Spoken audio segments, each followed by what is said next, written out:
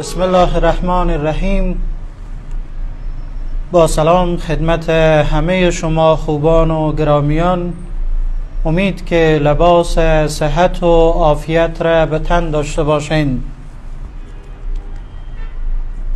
امروز در کنار جوان عزیزی قرار دارم که دل اگر سنگ هم باشه برای از او آب میشه. نوید جان 18 ساله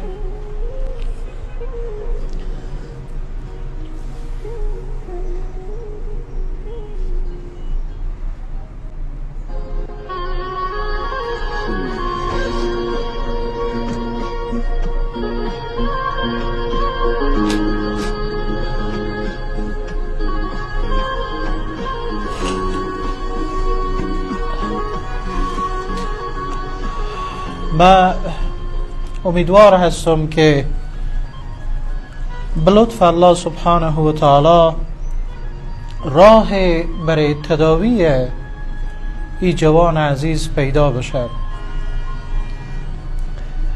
از این که بیشتر نمیتونم صحبت کنم عفو میخوایم. از الله بزرگ برای جوان نازنین شفای عاجل و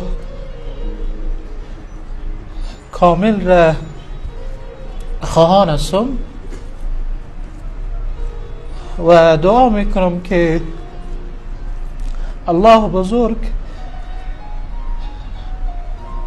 هیچ انسانی را به چنین مریضی ها گرفتار نکنه.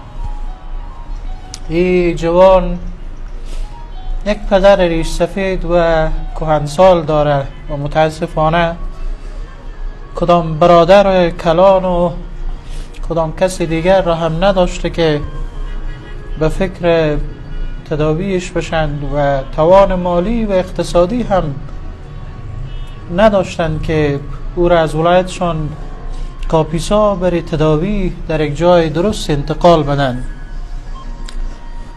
خداوند متعال برای جوان صحت کامل و شفای عاجل نصیب بکنه. سلامت باشین.